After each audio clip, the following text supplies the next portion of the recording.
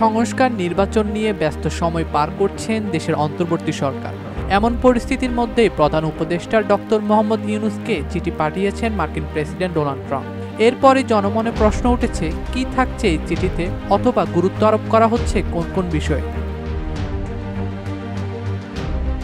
সোমবার নিজের সামাজিক যোগাযোগ মাধ্যম ট্রুথ সোশ্যালে এই চিঠির ছবি প্রকাশ করেন মার্কিন প্রেসিডেন্ট ট্রাম্প।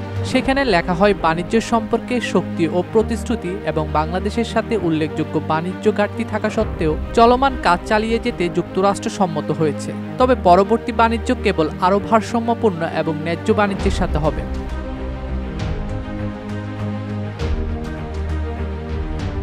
তিনি আরও লিখেছেন, 2025 সালের 1 আগস্ট থেকে শুরু করে যুক্তরাষ্ট্রে পাঠানো যে কোনো পণ্য এবং বাংলাদেশ থেকে আসা সব পণ্যের উপর 35% শুল্ক নেবে।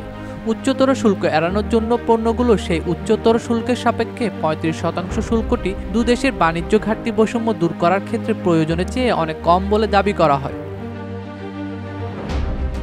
তবে বাংলাদেশ যদি এই শুল্কের বিরুদ্ধে পাল্টা কোনো ব্যবস্থা নেয়, তাহলে শুল্ক আরও বাড়ানোর হুমকি দেয় ট্রাম্প। লেখেন, যদি কোনো কারণে আপনি মার্কিন পণ্যের শুল্ক বাড়ানোর সিদ্ধান্ত নেন, তবে আপনি যে সংখ্যাটি বাড়াতে চান তা এই 35% সাথে যুক্ত হবে।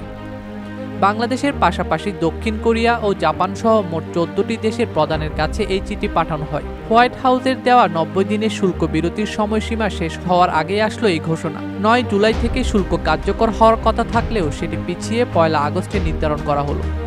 গত এপ্রিলে বাংলাদেশি পণ্যের 37% শুল্ক আরোপ করেন ট্রাম্প, যা 9 এপ্রিল থেকে কার্যকর হয়েছিল। তবে বিশ্ব অর্থনীতিতে টালমাটাল পরিস্থিতি সৃষ্টি হলে এইসব শুল্ক 3 মাসের জন্য স্থগিত করে দেন ট্রাম্প, যা আগামী 9 জুলাই শেষ হচ্ছে। এর আগে নতুন করে বাংলাদেশি পণ্য 35% শুল্ক আরোপ করলেন মার্কিন president Donald Trump. Desk report, দৈনিক দেশকাল।